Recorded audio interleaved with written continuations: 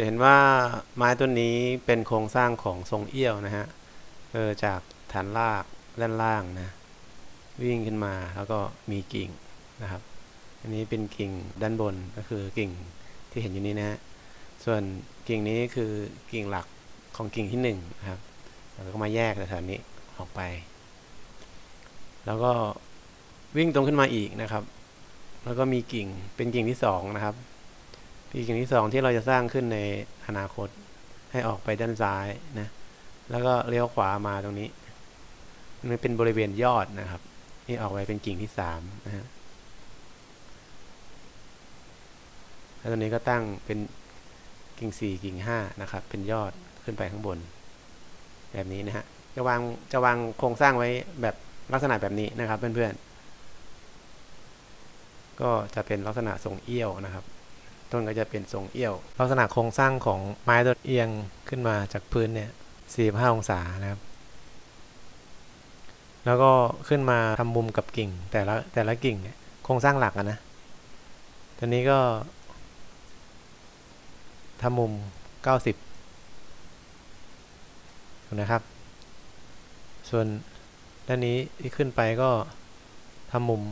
90นะฮะผมจะเน้นให้ใกล้เคียง90ที่สุดตัวนี้วิ่งลงมาตัวนี้ก็เป็น90เหมือนกันนะครับรองขอบของลำต้นตรงนี้นะแล้วก็กิ่งที่จะสร้างต่อไปเนี่ยผมก็จะให้มันเป็นมุม90คลิปวิดีโอนี้เราจะมาสร้างบอนไซเป็นทรงเอี้ยวในลักษณะของมุม90องศาแล้วก็เฉียง45นะครับเราจะสร้างบอนไซทรงเลขาคณิตให้มันดูออกเป็นทรงเลขาคณิตดูที่ว่ามันจะมีความสวยงามมากน้อยแค่ไหนนะครับส่วนกิ่งด้านหลังตัวนี้เดี๋ยวตัดออกนะ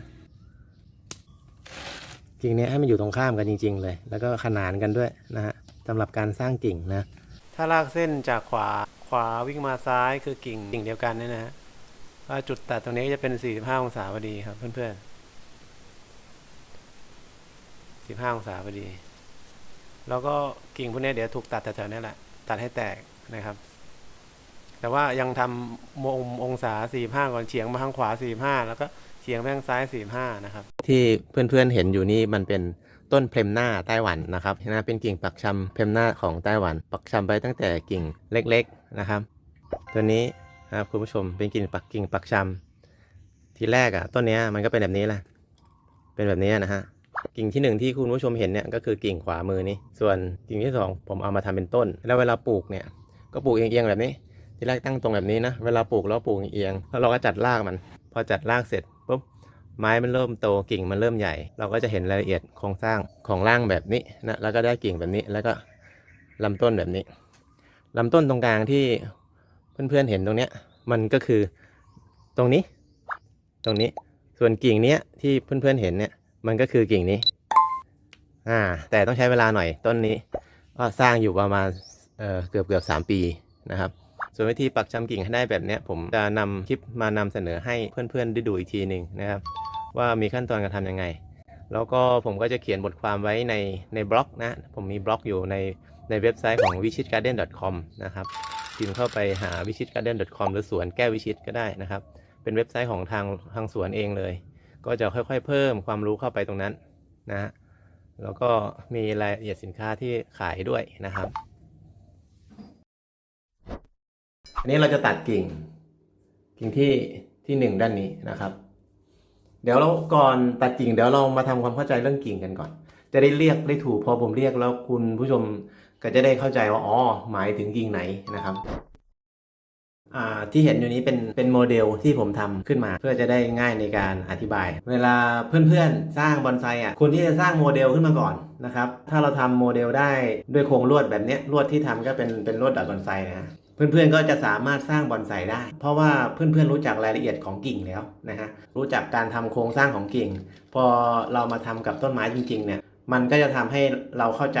แนวทางได้ง่ายเพราะว่าเวลาเราสร้างกับต้นไม้เนี่ยมันใช้เวลานานแต่เวลาเราสร้างกับดัดด้วยลวดเนี่ยมันจะใช้เวลาแป๊บเดียวเพราะว่าถ้ามันไม่ถูกเราก็จะดัดไปดัดมา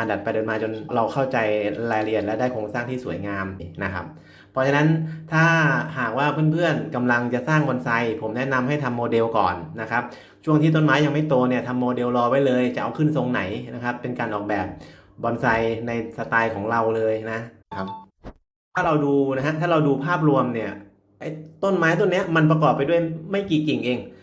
กิ่งหนึ่งกิ่งสองกิ่งสามกิ่งสี่กิ่งห้าและกิ่งหกหรือจะเรียกสลับกันยังไงก็แล้วแต่นะครับเพียงแต่ว่าขอให้มีประมาณ6 กิ่งแต่ละกิ่งมันก็จะมีรายละเอียดย่อยออกมาเช่นกิ่งที่1ตัวนี้นะครับตัวนี้เป็นโมเดลของกิ่งที่1นะครับกิ่งที่1นี่จะประกอบไปด้วยกิ่งหลักก็คือกิ่งหลักคือเส้นใหญ่ตามตะเกียบไปนี้นะครับวิ่งตามตะเกียบมาตามเส้นนี้เลยนะครับสีแดงนี่นะฮะนี่นะฮะคือกิ่งหลักนะครับกิ่งที่แตกออกมาจากกิ่งหลักผมเรียกว่ากิ่งรองนะครับกิ่งรองก็ที่เห็นนี่ก็จะประกอบไปด้วยทั้งหมด4 กิ่งหลักๆ4 กิ่งชัดๆนะกิ่ง1กิ่ง2กิ่ง3แล้วก็กิ่งที่4ตรงนี้นะครับพอเริ่มมีแยกออกซ้ายแยกออกขวาเนี่ยผมจะเรียกมันว่ากิ่งแขนงนะครับกิ่งแขนงนะฮะแล้วก็ปลายของกิ่งที่ออกมาจากกิ่งแขนงเนี่ยผมเรียกมันว่ากิ่งรายละเอียดนะฮะก็จะประกอบไปด้วยกิ่งหลักนะครับกิ่งรองกิ่งแขนงแล้วก็แยกออกจากกิ่งแขนงเนี่ยกิ่งรายละเอียดนะครับอันนี้ผมจะใส่เบอร์มันเข้าไปกิ่งรองที่แยกออกมาจากกิ่งหลักเนี่ยเรียกกิ่งที่ 1.1 นะครับถัดมากิ่งที่2นี่เรียกว่ากิ่งที่ 1.2 นะครับถัดมาปลายตะเกียบนี่นะฮะเรียกว่ากิ่งที่ 1.3 เ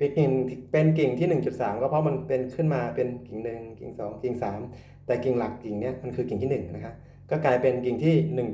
1.3 กิ่งที่ 1.4 นะกิ่งหลักก็คือนี่นะวิ่งตามเส้นสีแดงมานี่นะครับเพื่อนๆมาขวามาซ้ายมาขวามาซ้ายนะครับไปจนสุดโน่นนะครับนี่คือกิ่งหลักนะครับส่วนกิ่งรองนะฮะกิ่งรองคือกิ่งที่แยกออกมาจากกิ่งหลักก็คือด้านซ้ายมือนี่นะฮะนี่ฮะกิ่งรองนะครับไปสุดนู่นเลยนะฝั่งนี้กิ่งรองก็คือนี่ครับแยกออกมาจากกิ่งหลักนะครับกิ่งรองฝั่งนี้ก็คือเส้นนี้ฮะแล้วก็ฝั่งนี้ก็อันนี้ถือว่าเป็นกิ่งรองนะครับกิ่งรองนะก็คือกิ่งรองนี้แยกออกมาจากกิ่งหลักอีกกิ่งหนึ่งที่แยกออกมาจากกิ่งรองก็คือผมจะเรียกมันว่ากิ่งแขนงนะครับกิ่งที่แยกออกมาจากกิ่งรองนะครับ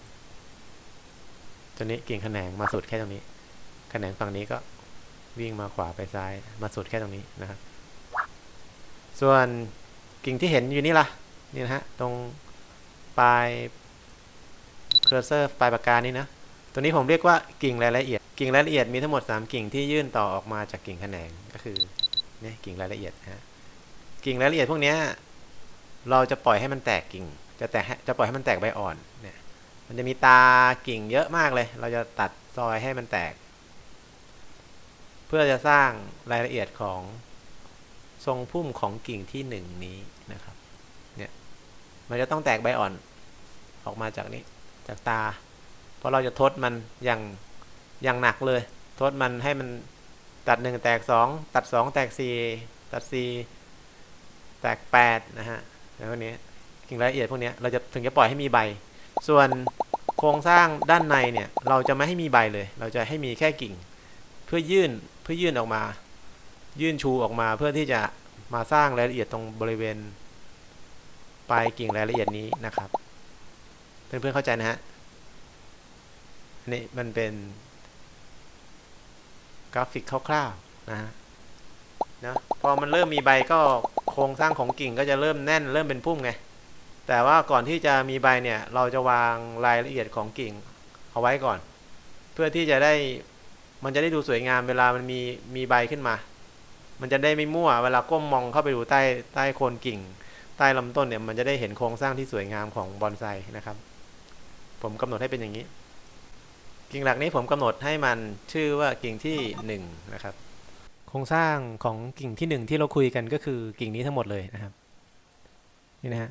ก็คือกิ่งที่1ที่ผมได้อธิบายรายละเอียดสักครู่นะตัวนี้ ก็คือกิ่งนี้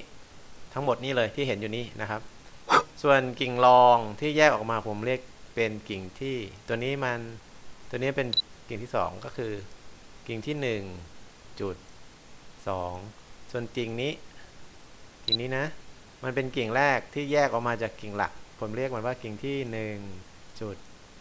1นะครับอันนี้